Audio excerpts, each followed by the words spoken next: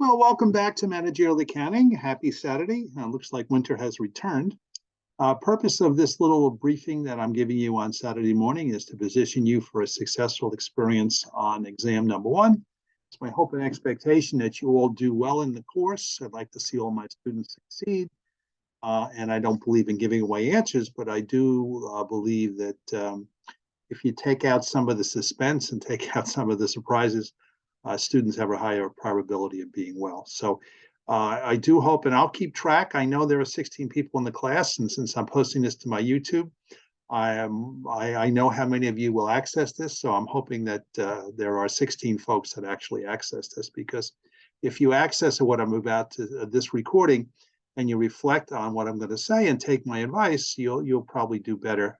Experience has shown those who take my advice generally do better in the class than those that ignore it. So I can't, there's an old saying, not to refer to any of you with horses, that you can take a horse to water, but you can't make him or her drink. So let's hope you will drink upon this. And feedback is a gift. So if there's something you like in this briefing, since we have 3 exams, if you think it could be improved in future briefings, just let me know. So I'm going to share my screen. Here we go. So this is the briefing for exam number 1. First, my Ramona question, the format for the exam. So be clear, there are 32 multiple choice questions. So 32 questions times 2, that means the multiple choice portion is worth 64 points. And that's the part you'll do in class on Tuesday. Then there are the 4 problems, or I should say opportunities. These are the take homes. So 31, 32, 33, 34. Notice question 31 is worth 6 points. The others are worth 10 points. And if I've done my math correctly, 64 plus 6 gives me 70. And then plus 10, 10, 10, that should add up to 100 points. So be familiar with that format. I have 2 suggestions for you, 2 suggestion slides. So with regard to the problems, these are similar to the in-class exercises. These are similar to the homework, and they're one from each chapter. So if you've got 4 questions, you can assume that one comes from chapter 1, one comes from chapter 2, one comes from chapter 3, one comes from chapter 4. As you do, before you attack those problems, you might want to reflect on ones that we did in class that were similar, ones that were in the homework that were similar as well. And remember, there's one from each chapter. With regard to the multiple choice, at the end of each chapter, right after the chapter summary, there are multiple choice questions. And if you dig a little bit further, you'll see they give you the answers to those multiple choice questions. You saw an example of this in class on Thursday. I think I went to chapter 3, and I went through a couple of those questions. So you have the multiple choice questions at the back of each chapter. And you have that study tool that you have from Cengage, where you go in and you can answer multiple choice questions, and it'll tell you for the chapter overall where you did well and where you didn't do well and where you need some more practice and so forth. So to prepare for multiple, I would do as much as reviewing the multiple choice question at the back of each chapter, and as much as you can do within a reasonable amount of time in that study tool. And remember, there are 8 from each chapter. Second set of suggestions I'd make to you is that for the take-home part of the exam, please label your calculations. So if you're working on equivalent units, be sure to say equivalent units. If you're working on conversion costs, be sure to say conversion cost. If you're working on overhead rate, be sure to say overhead rate and so forth. Make sure you answer the questions that are asked. You saw in class when I do these things, what I've recommended to you is even before you read the problem, skip ahead to what's required, and that will give you kind of a lens upon what information you need to focus on to answer the question. So make sure you answer the questions that are asked. When you come to class on Tuesday, bring your answers to the take-home part with you, with your name at the top. I'll come around and I'll collect those. Let's not have a lot of confusion. Let's wait till everyone's taken the exam, and then when you see me walking around, just be prepared to hand me your answers to the take-home part. Please, we've all seen the danger of my handwriting and how hard it is to read. You don't want any of your brilliance to be lost by me not being able to read your handwriting. So type up whether you use Word or you use Excel, whatever. As long as I can, it's printed out and it's nice and neat. and you've answered, question number 31, question number 32, question 33, put them on separate pages and put your name on the top. And again, I will collect those during the exam. So that's advice on the take-home part. With regard to the multiple choice, pace yourself. Pace yourself. It's very frustrating to be the professor and having to remind a student, hey, it's time, it's time. You don't want to yank things out of people's hands. So, you roughly got 90 minutes.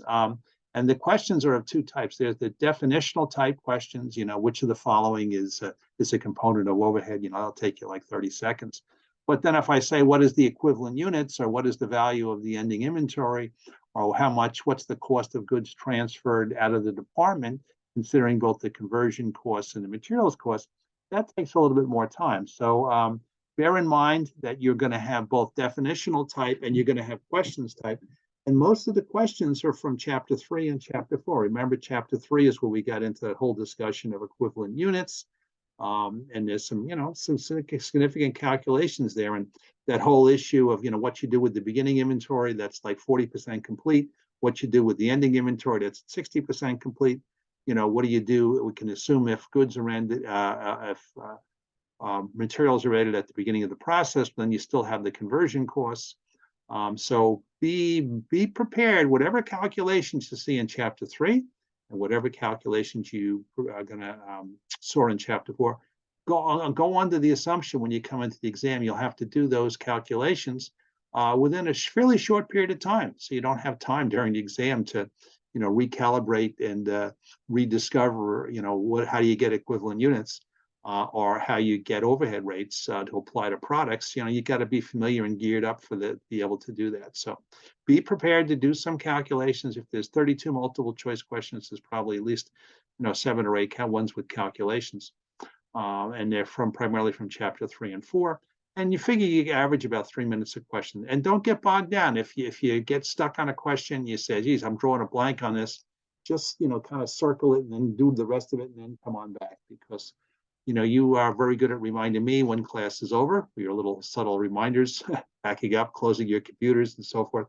So I'll be in a position where I'll have to remind you that class is over. So, we start at 4. I think we officially go to 5:25. So if you get there a little bit before 4, you want to get started, I'm always there. And if you want to go a few minutes after 5:25, that's fine. I don't think the next class is in there until later in the day. But I've got a hard stop. I got to get out of there by about 5:45 because I got a dinner I got to go to. So do pace yourself with regard to the multiple choice. All right. Now, with regard to the take-home part, so again, let's be clear on what I'm asking for. So for the Putney Company, I've given you a whole series of bit of information from their various reports. You need to give me a schedule. What did you include in product cost? What did you include in period cost? So separate heading, product cost, and what's included in there, and the related cost. Period cost, what's included in there. So what's the total of the product cost? What's the total of the period cost? But show me your calculations. I can't give partial credit if you don't give calculations. For 34, here you're given information about the factory overhead rate, you're given information about materials costs, you're given information about labor costs, you've given information how they apply overhead. And this one is a job order costing here. You have to take all that information and you've got to prepare a schedule that shows the total cost of this job J904 is. And if Ryan were here, I'd ask you, what are the 3 costs included in that job? So there are 3 types of costs. You got to give me a schedule. You got to show your calculations. So you're going to say the total cost of job 904 is this, and the components are this, calculated by, show me your calculation for material, for labor, for overhead, come up with your total cost.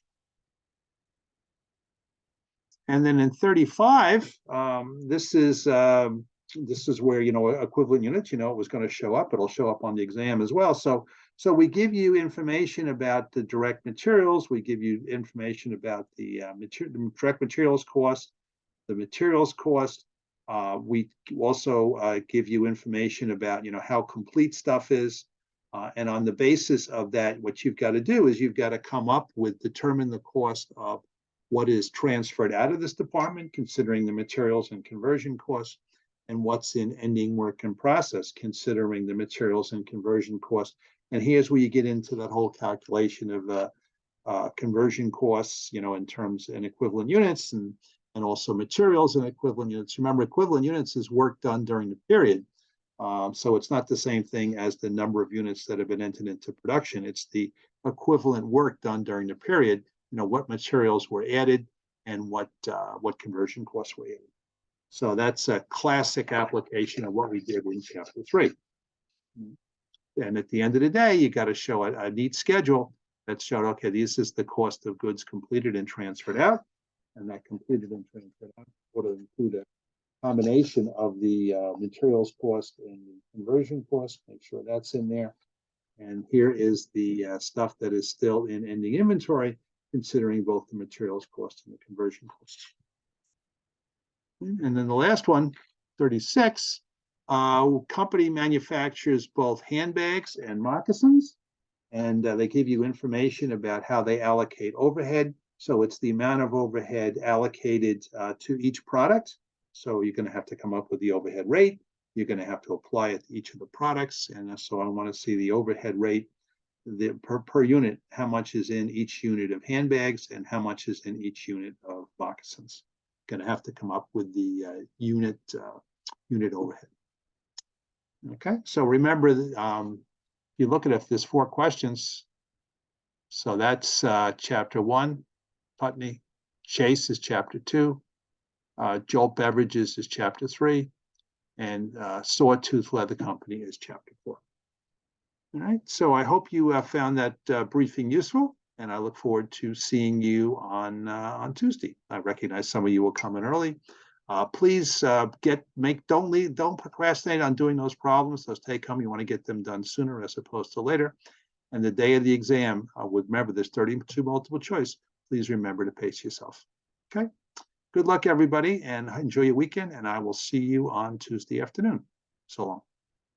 Adios. Au revoir. My friend Mr. Spock wishes you well. Live long and prosper, he used to say. Can't believe none of you knew what Star Trek was. Google Star Trek, the original, and see what comes up. Bye, everybody.